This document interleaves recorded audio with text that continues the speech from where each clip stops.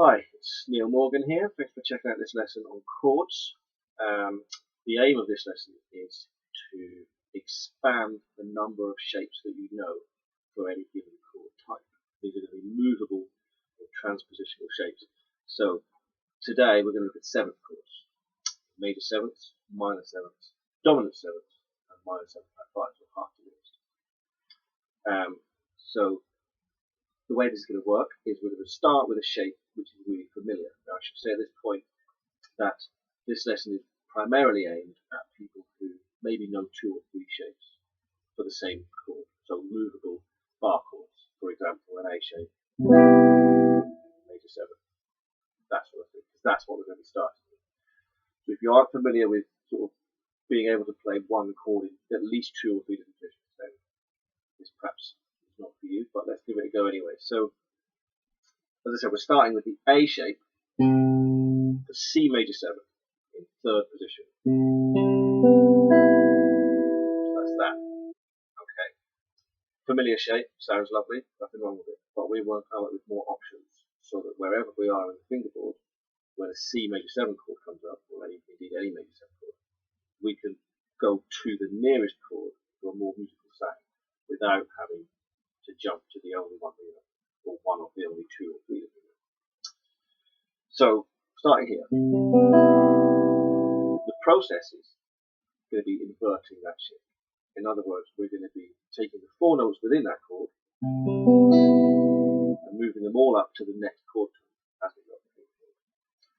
So if you think of it as kind of a square, four sides, we're rotating it one by one. So they're all laid out in the same way, and it just kind of rotates until we end up back where we started, one octave higher. So in order to do that, we need to figure out what these notes are. So if this is a C major 7 chord, we've got the root note, C on the 3rd fret, we've got the 5th, G on the 5th fret, we've got the major 7th, B on the 4th fret, and we've got the major 3rd, E on the 5th fret. So that's root, 5th, 7th, 3rd. So what we need to do is move along the strings each of these notes until it becomes the next chord tone. So the root note is going to become the 3rd. Okay, the 5th is going to become the 7th. The 7th is going to become the root. And the 3rd is going to become the 5th. And that becomes this chord shape. Quite stretchy, but it sounds wicked. And then we continue the process from there. So the 3rd becomes the 5th. The 7th becomes the root. The root becomes the 3rd. And the 5th becomes the 7th. So you end up with this.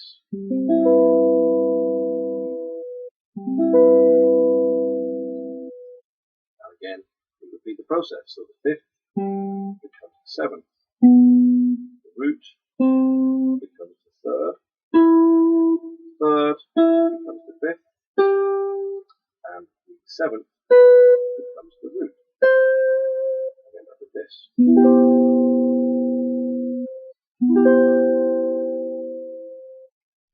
And then by repeating the process one more time, so the 7th becomes the root, the 3rd becomes the 5th, the 5th becomes the 7th, and the root becomes the 3rd, we end up with the original chord shape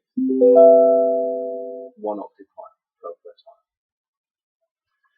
Okay, so those four shapes again to recap, we've got here, what I'll call root position, here, what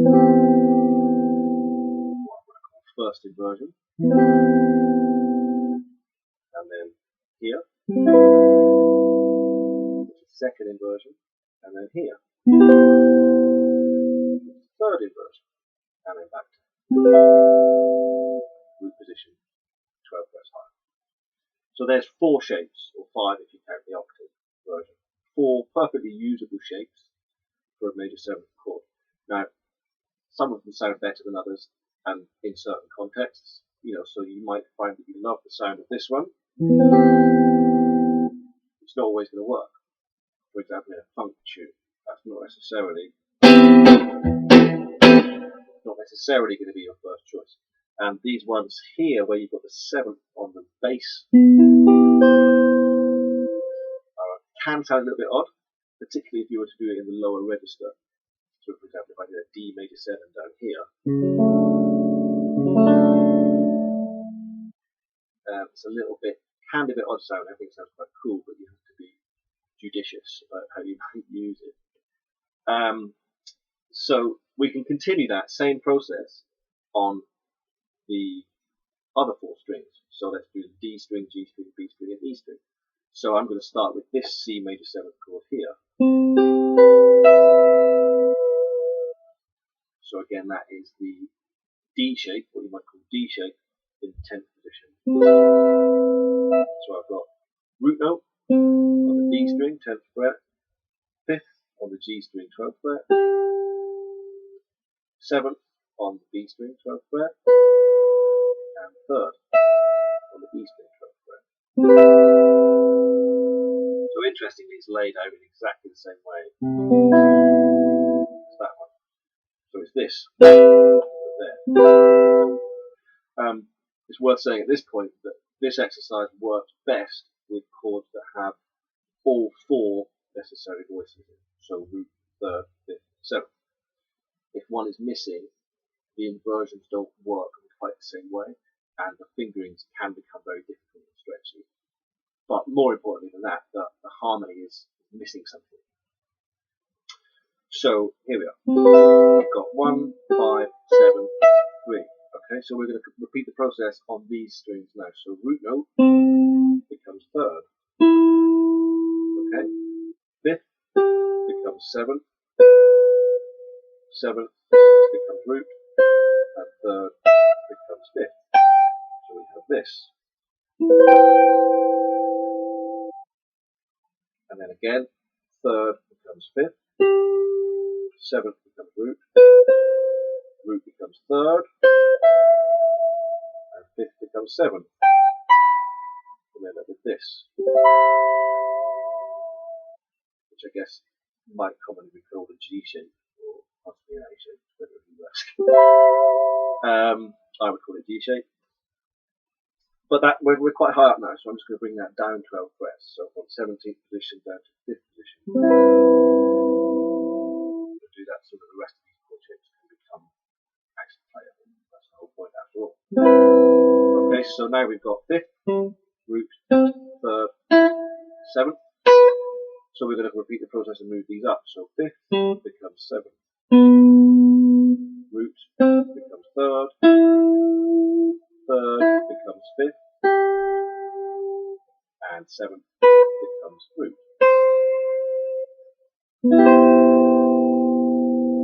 That's what we're left with. And again, we repeat the process. So 7th becomes root.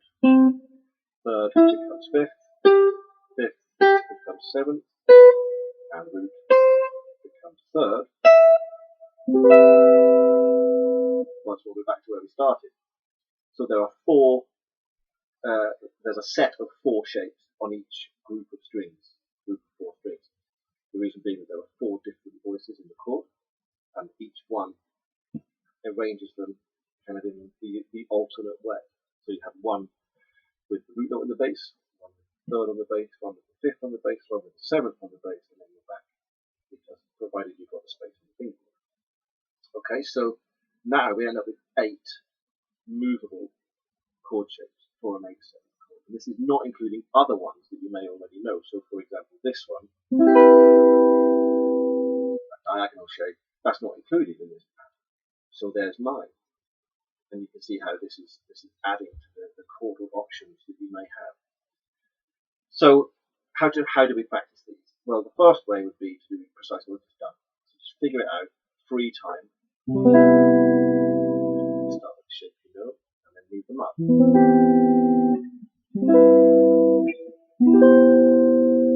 Get used to how they feel. The next one would be to introduce time. It's important to introduce time very early on to what you're practicing. So we're just going to do maybe a bar, let each chord ring to a bar.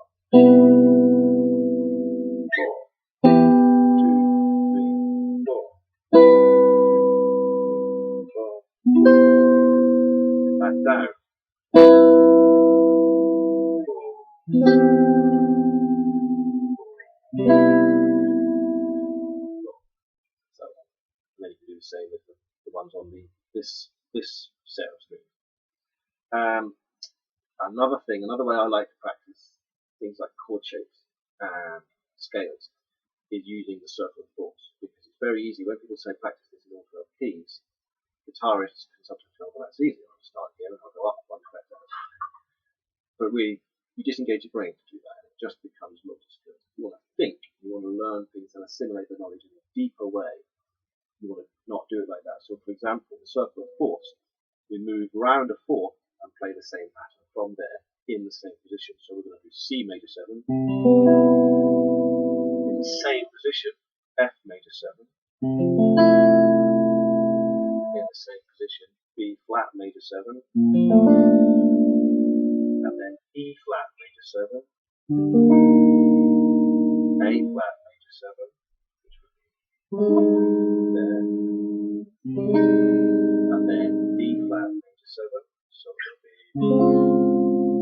you get the idea, going around a fourth each time. Again, try it 3 times first, then introduce second time. So I said there are 4 types of 7th chords at the beginning of this lesson.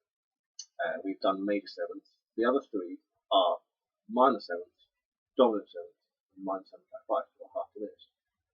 But the process doesn't change. You start with the familiar shape. So, for example, if we're doing a minor 7th, we're here. So the exact same shape, or the equivalent shape, rather, the A minor 7th shape in the third position.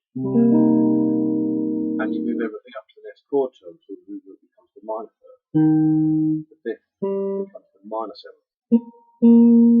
The 7th becomes the root. And the minor third becomes the 5th. And you end up with that.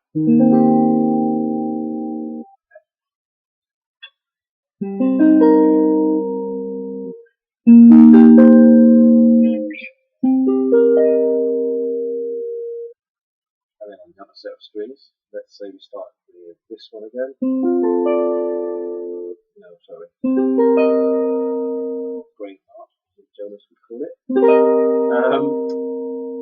So we've got that.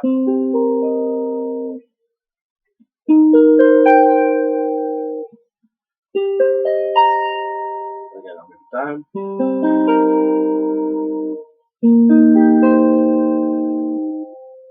Back to here. Then with the dominants, again, we start with the A shape. Things move up.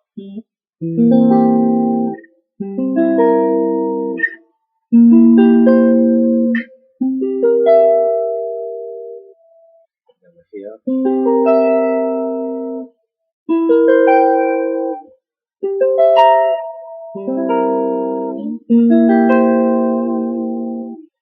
And then with the minor 7 flat 5s, half diminished, we've got this one. And then here. Here. Here. And here. Starting. Again, let's start with this one. And then we're back with this. And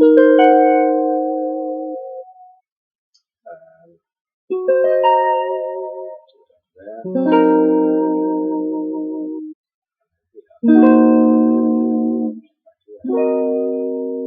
so there are 8 workable shapes for the 4 different types of 7th chords. Again, not including the ones you already know, unless you happen to know some of those shapes.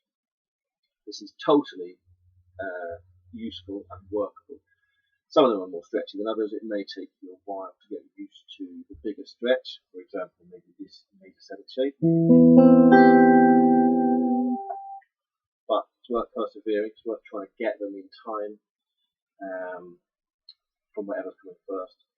And then try taking some chord progressions you know and playing them using some of these shapes, translating them into various parts of the fingerboard, so that you can basically have options. Options is good when you're playing guitar. You don't want to be stuck in a rut. It's the most frustrating thing. It seems to be a problem that many people have. I'm stuck in a rut with X, Y, Z. So hopefully this has helped in some way with your 7th chords and in part 2 of this installment, I'll be looking at how you can use those shapes to create other chords.